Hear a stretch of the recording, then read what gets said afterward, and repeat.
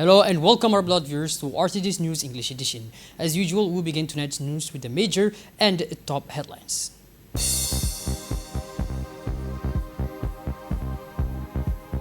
The CFIN is organizing a conference on artificial intelligence, MENFOP AI.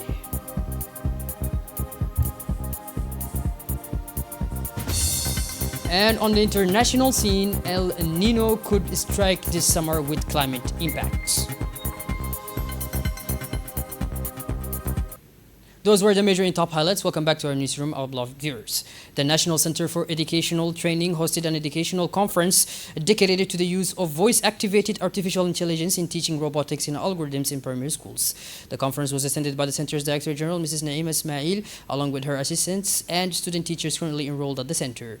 The conference was moderated by Dr. Muhammad, a lecturer at the center and trainer and researcher at the Ministry of National Education and Vocational Training. It addressed the new opportunities offered by emerging technologies in the field of education.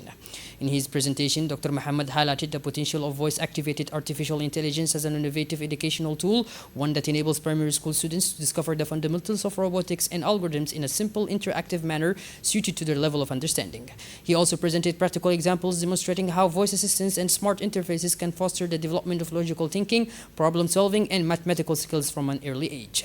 This conference forms part of ongoing modernization of the national education system and reflects the commitment of the Ministry of National Education and Vocational Training to preparing future teachers for the challenge of digital schooling. Participants were given the opportunity to familiarize themselves with the latest technological developments and their applications in educational practice.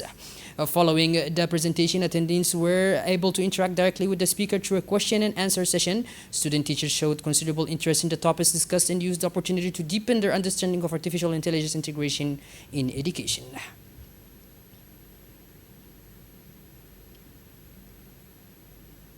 In a statement delivered at the conference, the Director General of the National Center for Educational Training, Mrs. Naima Ismail Hassan, expressed her pleasure at participating in the event. She said, and I quote, "It is my pleasure to welcome you today to this important educational conference, which falls within the efforts of the National Center for Educational Training to keep pace with rapid technological change and to integrate modern technologies, foremost among them artificial intelligence, into the educational process." The municipality of Balbala organized a consultative workshop dedicated to regulating the operation of three-wheeled vehicles, taxis, and small minibuses. This unprecedented event, held under the supervision of the Deputy Governor and the Mayor of Balbala, reflects a firm political commitment to bringing order to urban transport and providing safe, organized, and dignified mobility solutions for the population. The meeting was attended by the Assistant to the Governor of the 4th District and the Deputy Mayor of Balbala. The municipality of Balbala is comforted with an informal transport system that has become a necessity yet remains at the same time a source of disorder. Local authorities, in coordination with the Ministries of the Interior and Transport, security forces, trade unions, and citizens associations, intend to establish a clear legal and regulatory framework, adopt specific technical standards, ensure strict enforcement of traffic regulations, and provide compulsory social protection for drivers. This initiative embodies the growing institutional role of the municipality of Balbala, which seeks to establish itself as a model of good local governance.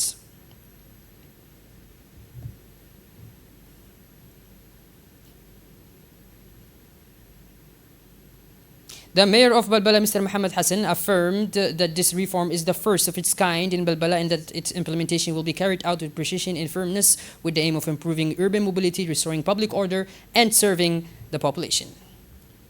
At the heart of the White City, Tajurra, the regional hospital has firmly established itself as a cornerstone for public health. Through sustained investment in the dedication of its staff, the hospital today offers a comprehensive range of medical and technical services meeting the growing needs of the population. The Tajurra Regional Hospital continues to strengthen its medical capacities to improve access to healthcare for residents of the region. The hospital now provides an expanded range of services, including laboratory testing, maternity care, medical imaging, specialist consultation, and medical evacuation services. The hospital laboratory carries out a wide range of medical tests required for the diagnosis and follow-up of patients, while the maternity unit provides perinatal care, delivery services, and neonatal care. The hospital has also established a radiology department enabling the performance of X-rays and ultrasound examinations. This infrastructure reduces the need for patients to travel to Djibouti City to access certain medical examinations. To strengthen its emergency response capacity, the hospital maintains a fleet of vehicles, including ambulances and vehicles equipped for healthcare missions in rural and remote areas. Through this equipment and these services, the Tajura Regional Hospital contributes to improving healthcare across the region and supports national efforts to expand access to care for populations far from the main urban centers. The National Meteorological Agency of Djibouti, through its National Weather Forecasting Center, is announcing a severe heat wave currently affecting the entire country. According to weather forecasts, several areas of the country are recording extremely high temperatures that may have serious consequences for public health. The northern and eastern regions of the country are classified as high-risk zones where heat stress indices are expected to exceed 53. The central and southern regions are also expected to experience conditions requiring extreme caution. In the light of this situation, the National Meteorology Agency is urging all citizens to take simple but essential preventive measures to reduce heat-related health risks. The agency also reminds the public that heat stroke can constitute a medical emergency. Shifting towards the international scene, but in a related context, meteorological agencies and climate experts are forecasting an 80% probability of an El Nino event occurring this summer, raising concerns over its potential impact on weather patterns across the globe. El Nino is a natural climate phenomenon characterized by an abnormal rise in the surface temperature of the equatorial Pacific Ocean, which leads to disruptions in global climate systems. The eyes of the world are today, Friday the 5th of June 2026, turned to Baku, the capital of Azerbaijan, which is hosting the official celebrations of World Environment Day. The event takes place against a backdrop of worsening climate change and an unprecedented rise in global temperatures. This year's edition is held under the theme Act Now for the Climate, with a focus on the need to move from pledges to concrete action in addressing a climate crisis whose effects are now clearly visible through extreme heat waves, wildfires, droughts, floods, and rising sea levels. As the 2026 FIFA World Cup final approaches, scientists, agronomists, and stadium specialists are working to develop new grass varieties capable of meeting the demands of a tournament to be held across varied climate conditions throughout North America. The project aims to produce more resilient and sustainable pitches that meet the requirements of top-level football and can withstand successive fixtures across the 16 stadiums hosting competitions in the United States, Canada, and Mexico. Well, by this, our blood viewers, we finally conclude this edition. Thank you for being with us, and make sure to tune in later for more as usual. Have a great day and take care.